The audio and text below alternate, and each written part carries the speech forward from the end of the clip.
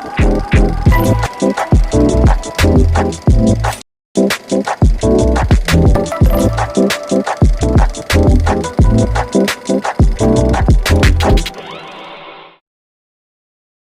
everyone. Well, today is a very special day, and it's a special day for multiple reasons. The number one reason is that I have a guest in my little show, which I have to say is absolutely remarkable. Before I tell you who that person is, the second reason why I'm excited is because I'm going to tell you about the most boring word on planet Earth, and I'm going to spell it for you right now. It is silos. Silos. It cannot be worse, because that's what's defining companies today. And what I would believe is the case is that the opposite to silos is really empathy. Remember, empathy is to see the world through another person's point of view. Silos is to see the world from one point of view and only one point of view. And I do think that's the reason why a lot of companies are struggling as much as they are today. The best way for me to illustrate that is to take you back in time to a story I had a couple of years ago working with one of these large companies, and where I realized that the world has changed because of Wall Street, and actually silos has become more active because of it. Let me explain this story. So in the good old days, if I was a company, I would have a product and I would have some place I would like to go to. So let's say I would go from destination A to B, delivering a great product at a great price. Now, in the old days, the KPIs I would associate with, that will be earning money and happy customers, or perhaps happy customers and earning money, right? Straightforward. So what happens then? Well, as Wall Street is starting to be prominent, they are asking you to break down those KPIs to mini KPIs, i.e. quarterly announcement earnings.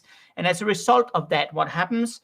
Well, what happens suddenly is that people actually get pretty frustrated, because now each of these divisions and functions, they actually have to kind of supply information about what they're doing. But they do it anyway. They break everything down and the KPIs are working. And yes, we are achieving our goal. Fantastic. But this is where the problem comes. And this is really the problem we have today, because today it really looks like this, that those small different KPIs now are working in each of their different directions.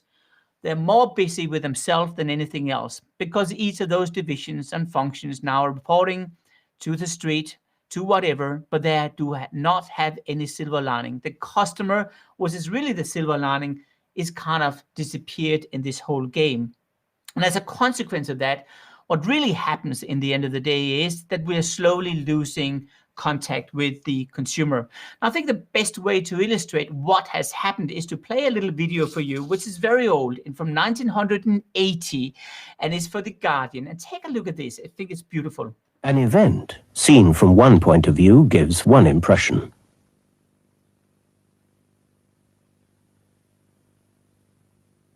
Seen from another point of view, it gives quite a different impression. But it's only when you get the whole picture you can fully understand what's going on. Amazing. It's about seeing the world from one point of view. No, it's not. It's not even two points of view. It's about seeing the world from multiple points of view. And that's where the silo mentality is killing things. Because what is my interest in working with other divisions or helping people on the front line? It really is very little. And that's the reason why I'm so proud and honored to have my special guest on the show today. Because if there's one person which knows the answer to exactly that dilemma about silos, about turning around and basically engaging and motivating people and building up a culture, is this person. Now, my guest until recently was the CEO of a 125,000 employee company. Yet despite that, what he did was pretty unique. And I think you can find him in unusual situations. Now, I got hold of this video clip. I want to share with you. It's only 30 seconds long, but look at this.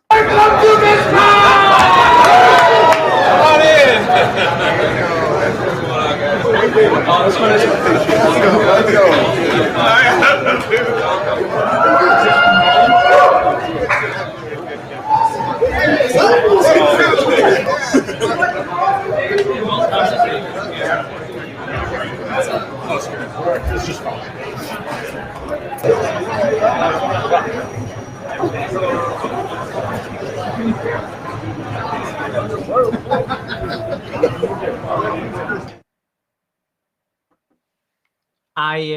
think you get the point, right?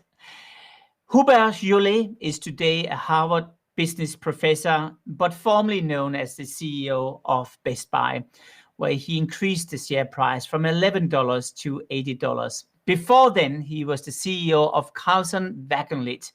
And if those of you which are not familiar with that company, it was and is perhaps still the largest travel agency group in the world. And prior to that, if this is not enough, he was actually the CEO of Activision Blizzard, where he greenlit the World of Warcraft. Now, if you don't remember that, that was back in 2000, as I recall, and they had during their peak 12 million players, and today I think they're up to 4.5 million players, which is pretty extraordinary because it certainly was the game for a very long time and certainly creating a mark or even a dent on planet Earth within the gaming world. Now, today, Hubert sits on the board of Johnson & Johnson's and on Ralph Lauren. And his achievements are pretty remarkable, like his advisory role in the past to the United States Department of Commerce.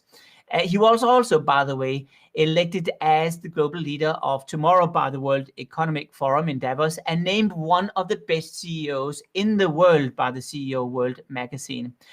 Now, listen, if you don't think that's enough and remarkable, then back in his native France, Hubert was knighted with the French National Order of Merit and was further awarded the French National Order of the Legion of Honor, the highest decoration in France for a civil person.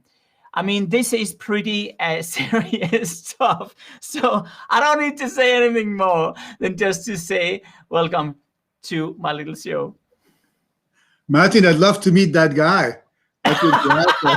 Me too, in reality, and not virtually, right?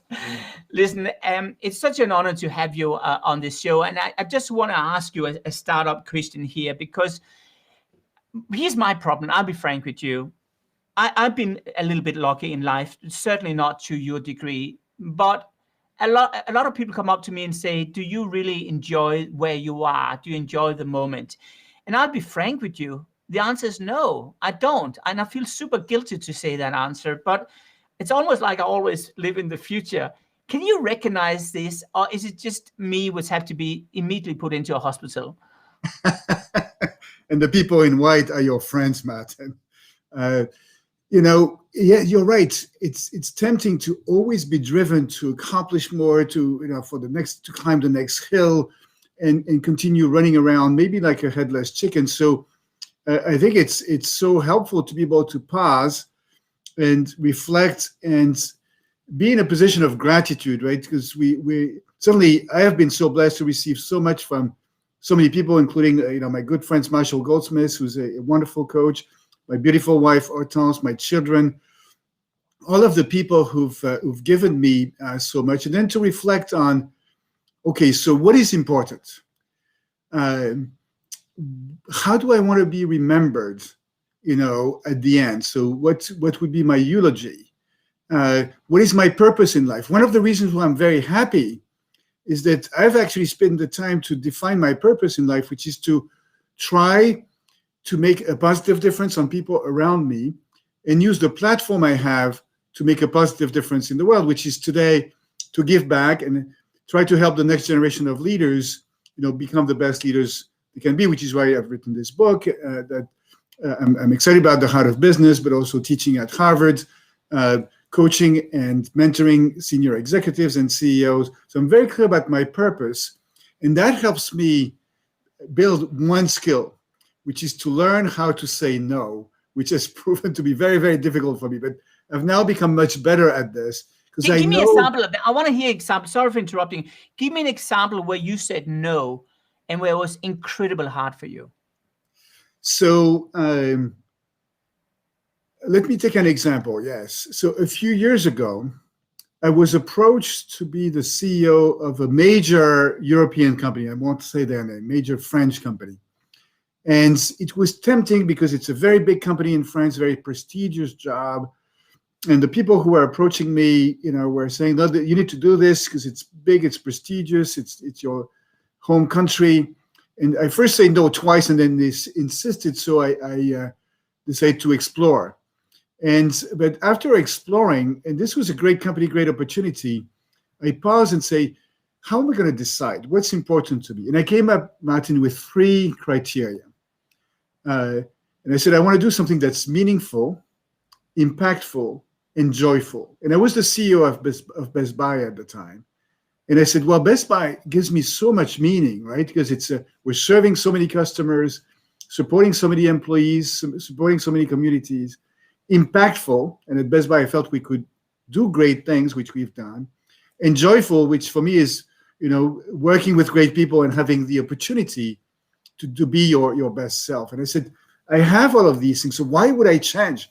And I said no, because the other reflection I have on life, Matt, and as you get at some point you'll get some gray hair, and then you'll reflect.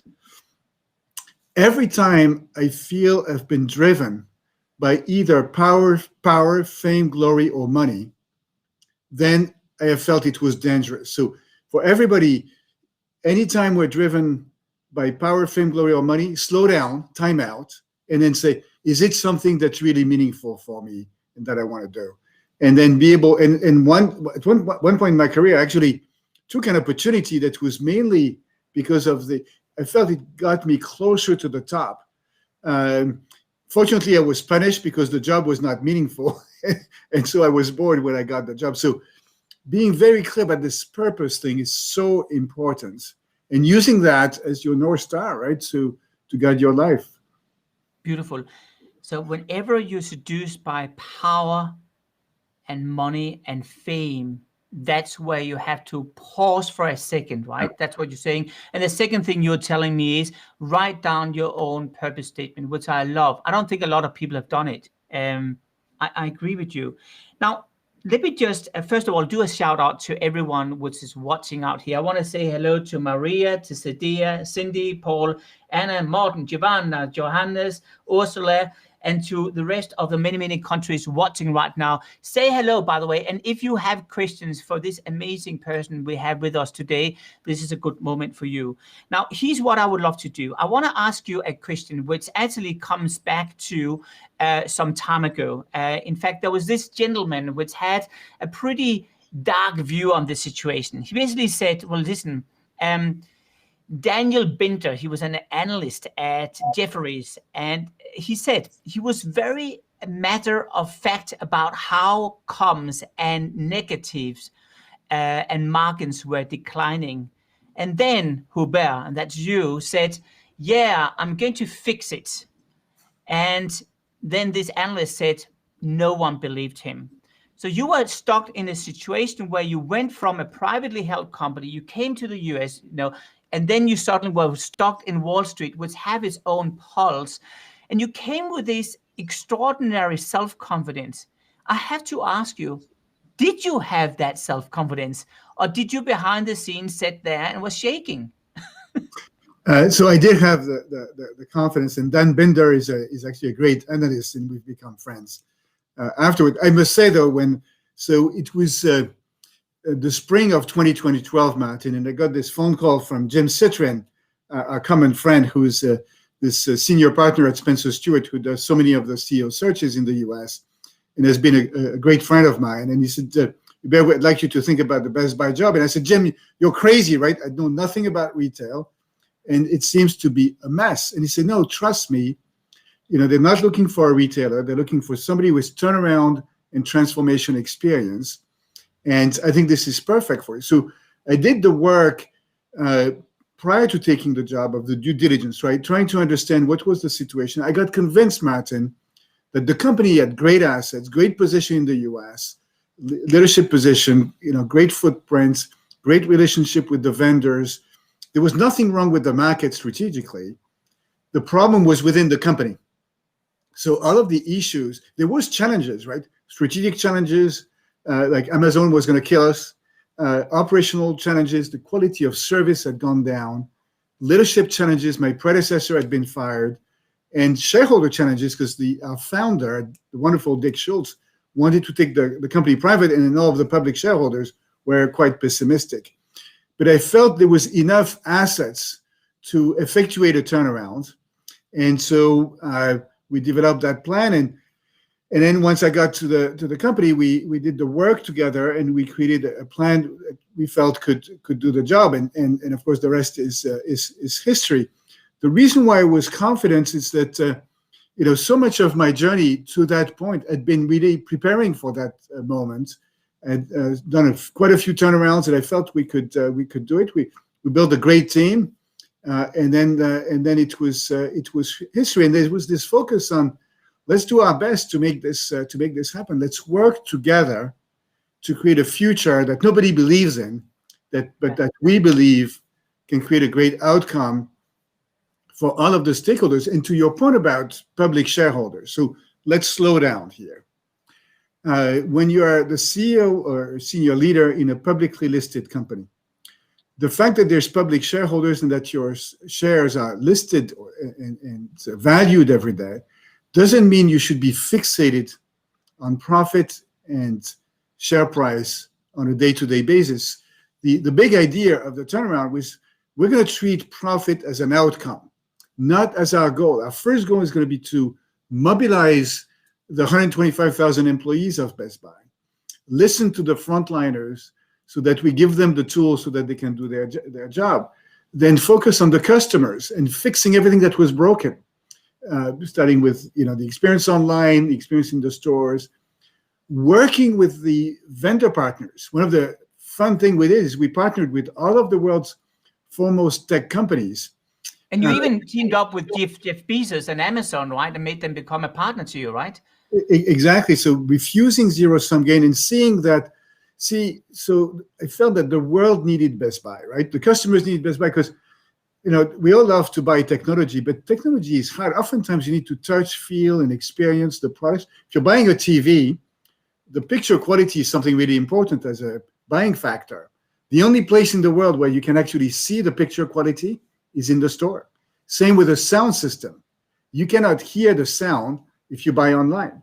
So it was good for the customers, but we also had a role to play for the vendors, because these vendors, whether it's Apple, Microsoft, HP, Sony, you name them, Amazon, they spend billions of dollars on R&D to create great products. They need a place where to showcase these products.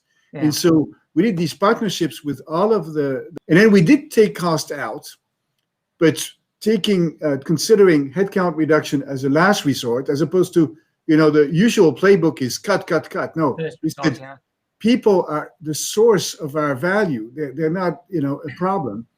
And then really treated profit and financial performance as an outcome.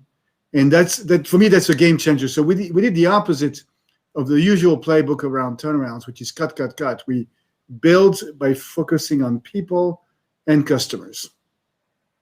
Beautiful. And it is really, you could say, almost the opposite to what Wall Street actually would ask you to do. Now, I have some statements from some of the people watching right now, which are talking about their purpose in life. And Johannes is saying, work and interact with people. What is he saying? Ursula is saying, my purpose is that art have a space in your life within organizations for more human developments. And a lot of people are coming with a purpose. And it very clearly for me indicates that, this is something which is resonating with a lot of people. Now, I want to just go further on that stuff and go to a purpose about the staff you had in the organization. And the best way for me to illustrate that is to show a little clip from one of your former employees in Boston, or at least this is a story you're telling about one of the former employees in Boston, and you probably will recognize yourself as you say this on stage. Take a look at this. I remember one of our store general managers in Boston. One of the things he did is he asked each of the associates in the stores, tell me about your dream. At Best Buy or outside of it, what is your dream? And he would put down the dream of every associate in the break room, and he would tell the associate, all right, now my job is to help you achieve your dream. All right? And he followed through and he did it. Wow. here's my question, I guess, to you.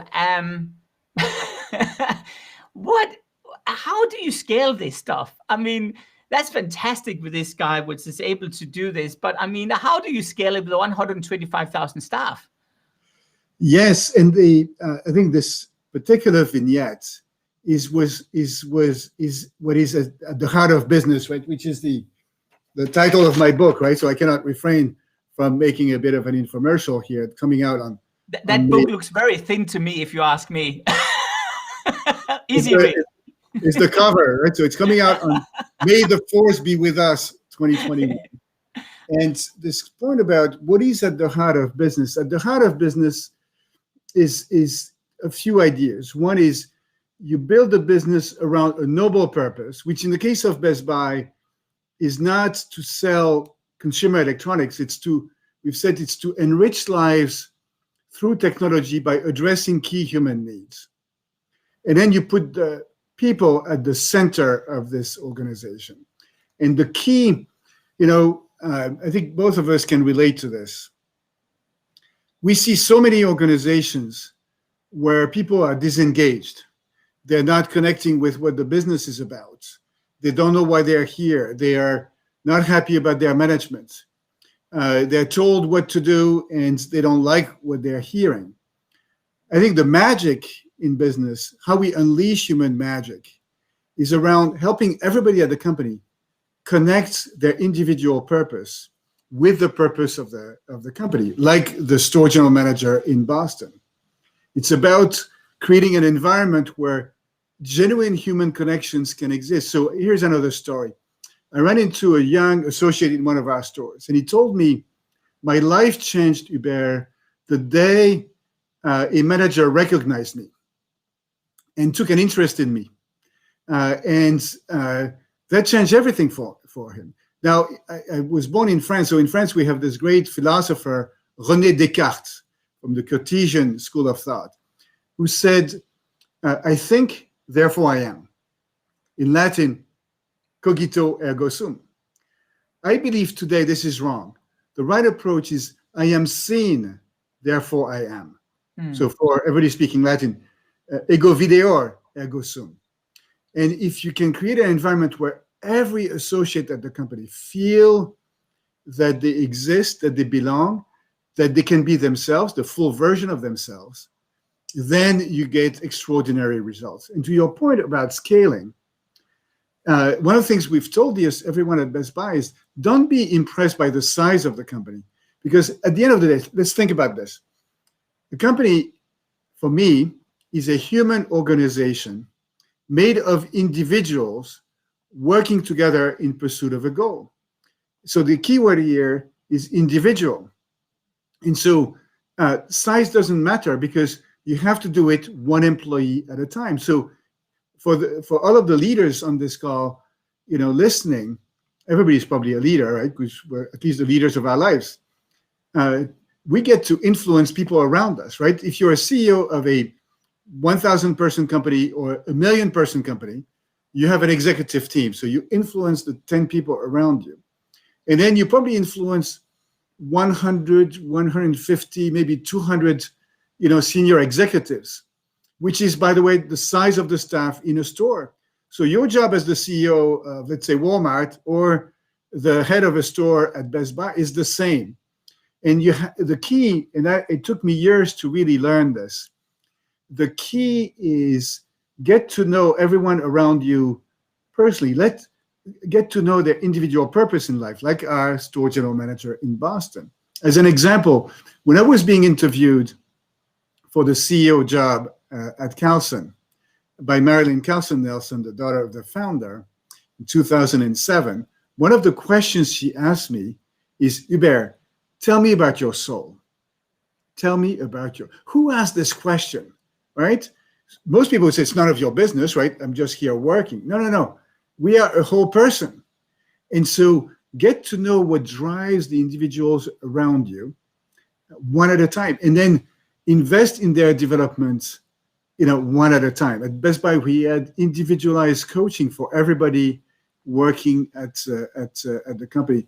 So these are some of us. Now, Martin, let me pause because you've you've done a trick on me. You're asking me all of these questions, giving the impression that you have the questions and I have the answers. You're an expert at this, right? You talk about notably the frozen middle, right, as an obstacle to change at companies. So let me turn the table on you. What are your thoughts on this? How do you, that you'd like to share with all of your followers here?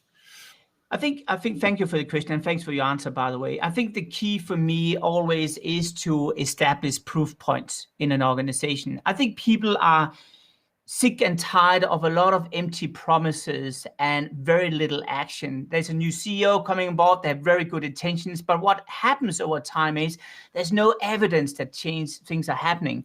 So one of the things I've learned is find a little friction within the organization, a tiny friction, which is of a great frustration for employees, and then arm people with a mandate to change that little friction. And once they change that little friction, and it should be an easy thing to do, it should have a profound impact, and it doesn't have to cost a lot.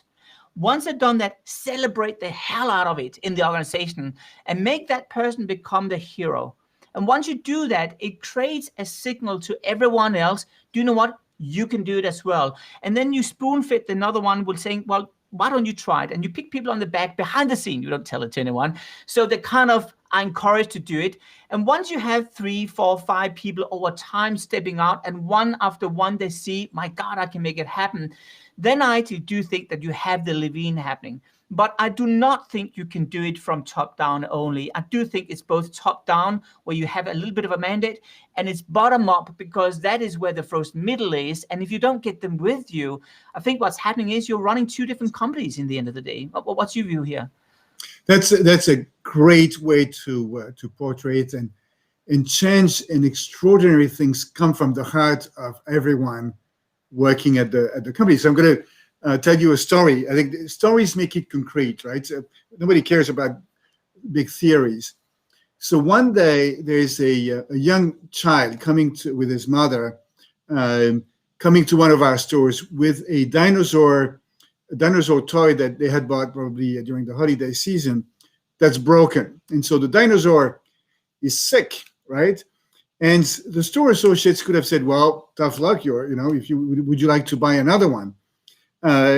Instead, what they did, and you cannot make this up, they went behind the counter, took the dinosaur, went behind the counter, proceeded as if they were curing the dinosaur, of course, took a new one and replaced the broken dinosaur, and after this procedure, gave the dinosaur back to the child, creating a completely extraordinary impression on the child, creating joy with the child. Now, do you think there was a standard operating procedure on how to deal with broken dinosaurs at Best Buy? Here's the scoop. There was not. And it was coming from the hearts of these associates, that they understood that our purpose was, we've said, right, enrich lives through technology by addressing key human needs, which is a mouthful, which fortunately over time we were able to make very concrete for the frontliners. And it was this intrinsic motivation. That's a big lesson, I think, from a leadership standpoint, Martin. You said it. The top-down approach, where you take a bunch of smart people, create a smart plan, communicate it, put incentives in place, and hope that everybody complies, doesn't work. Extrinsic, it's a difficult word, extrinsic motivators like financial incentives in this world do not work.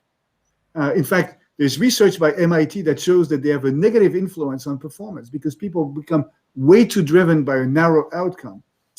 The intrinsic motivators, what's really in our heart and in our soul, that is connected with who we want to be as a person, and then connecting that with the activities of the company, that's when magic happens. So it's a beautiful answer. I love it. Give me a sense of how come the big CPGs in the world, the Kraft Heinz of the world, and I know they're slightly different because they're part of Warren Buffett's setup, but let's say Kraft Heinz, we take General Mills, we take Cargill, all those companies. How come they don't get it?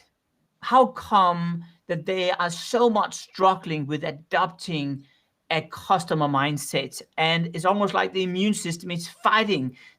When I talk to people inside, there's some people who really want to change, but the immune system is so dramatic that it kills that oxygen, and they're just going and doing the business, same old business all the time. What's the issue here? Well, I am going to assert that, because I know some of the people, not all of the people, but some of the people at Kraft Heinz, or at General Mills, or at Danone, or at Pepsi. And generally speaking, Martin, I believe that people are well-intentioned. Most people want to do good things in the world, right? At the end of the day, the golden rule of love thy neighbor is in the heart of everybody. Now, sometimes companies go through difficult patches.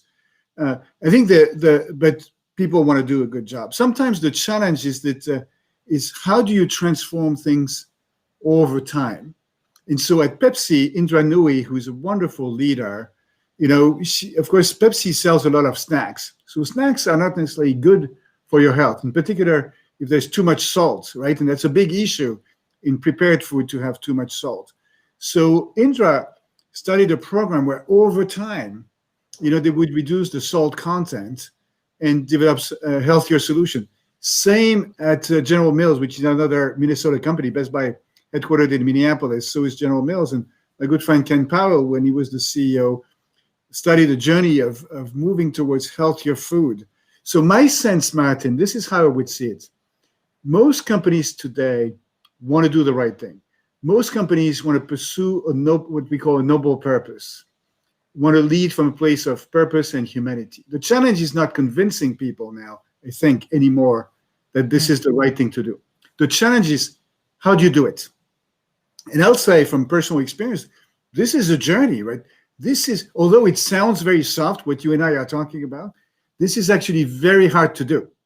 And so I think that my focus today is helping others, and that's why there's the book and the teaching and the coaching, helping others who are on the journey from, ready to abandon the old ways and embrace this idea of leading with purpose and humanity, which is something really urgent, because when we see the multifaceted crisis that the world is confronting, whether it's disengagement at work, whether it's the environment, systemic racism, society, inequity in the world, there is a sense of urgency. Whatever we're doing is not working.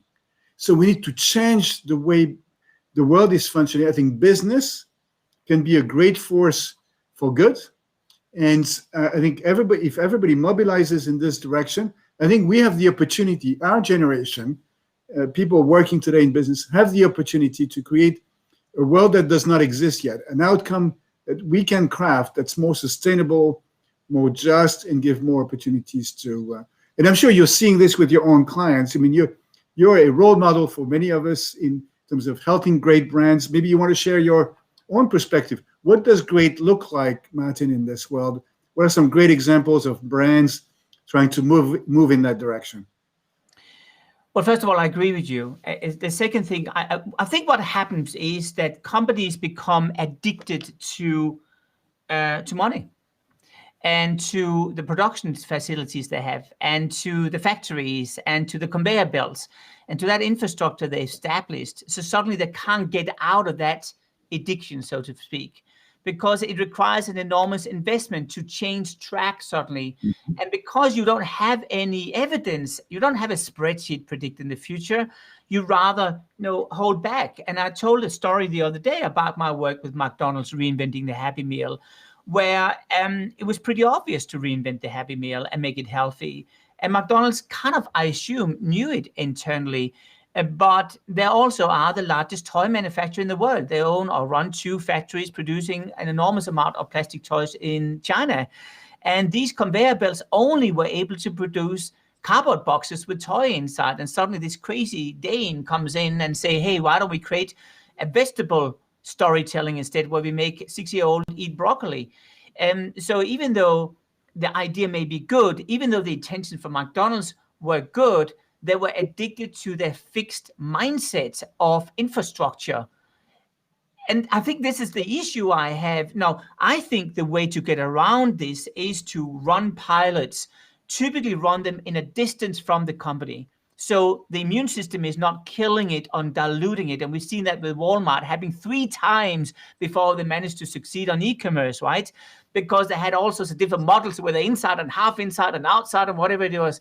And so I think where we are right now is you need to almost have a bubble which can survive and where you really can go the full Monty. Again, my challenge is how do you then reintegrate that into the company and have the whole company then change with that DNA rather than being killed when you collapse them again? You get what I mean, right? Yes, and so it takes certainly conviction. And we've been very clear. You started the conversation with Wall Street. When I was CEO of Best Buy, I shared with our shareholders that our purpose as a company was not to make money.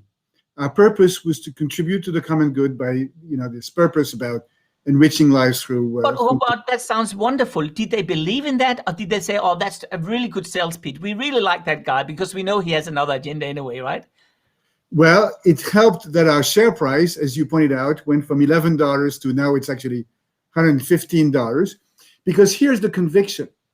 While I believe that profit is not the ultimate goal, you can actually serve all of the stakeholders at the same time. And the best way to serve shareholders is to do a great job serving customers and making sure employees are happy. Today, by the way, there's no choice. Employees are demanding that companies are a force for good. Customers are demanding that companies are a force for good. Communities, again, Best Buy headquartered in Minneapolis, when the community is on fire, literally, as was the case after the killing of George Floyd, you cannot open the stores, you cannot run the company. So you have to take care of all of these stakeholders. Now, again, the question is the journey. A big question today for companies is their carbon footprint. Here's the scoop. You cannot go from X to 0 in 30 seconds. It's like in our personal lives as individuals. My hope is that I could be healthier, fitter, smarter, pick any adjective. I need to work on it. So it's a process. It's all about how you lead change, how you change behaviors. I'm very encouraged today when I see the leadership of companies in this multifaceted crisis, when I see how companies focused on the safety of their employees and their customers, during the COVID crisis, and letting go of quarterly earnings guidance, and really embracing the whole person in both the customers and their employees, really deeply caring about their employees. You can see now an increasing number of companies saying, no, we're going to be serious about carbon footprint. We're going to be carbon neutral by 2030. Yeah. Sometimes it's by 2040, ahead of the objectives of the Paris Accord, and then companies mobilizing around us. And here's the scoop. At least in my experience, I believe that this is not in contradiction with economic performance. In fact, at Best Buy, when we moved to LED lighting in the stores, there was an investment, but the payback was like 2 or 3 years. How cool is this, right? Working with our vendors on the carbon footprint of their product, establishing and building a recycling program at Best Buy. So here's a good example. Everybody knows in the US that you can bring your old electronics back to Best Buy and we'll pick it and recycle because there's a lot of very precious minerals and so forth. This is great. It creates traffic into our stores and builds loyalty with our customers. So I think our challenge as leaders is find ways, first recognize the issues when there's disconnects. It's like the customer pain points that you were talking about. And then embark on a journey and simultaneously take care of all of the stakeholders and treat profit as an outcome. If you're too narrowly focused on profits, it's not going to work. Now, this takes time and work, but that's why we have human beings leading these companies. It reminds me about a story with Toyota some years ago when Toyota launched the hybrid car, and they wanted to save on electricity and the environment while saving money at the same time. So here's what they did. They put out this competition to all the different staff, and all these engineers, of course, came back with brilliant ideas, and they were all super complex. The Japanese people, seriously complex everything. So anyway, they almost give up until, and this is a true story, there's this school tour going into the plants of Toyota outside Tokyo. And one of the kids in that group, his dad works in the factory, so he hears about this competition. And this 9-year-old kid walks through the whole plant, and then he comes home and he writes in Japanese this letter to the CEO of Toyota and says, "Well, my vision for you guys is, if you want to save money and the environment, shut off the light in all your factory plants."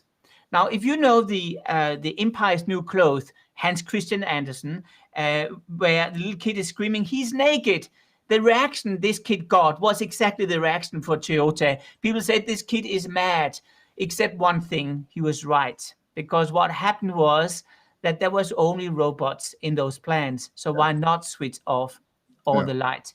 And I think that's back to your point. Listen, Hubert, it's been an absolute pleasure to have you on my little show today.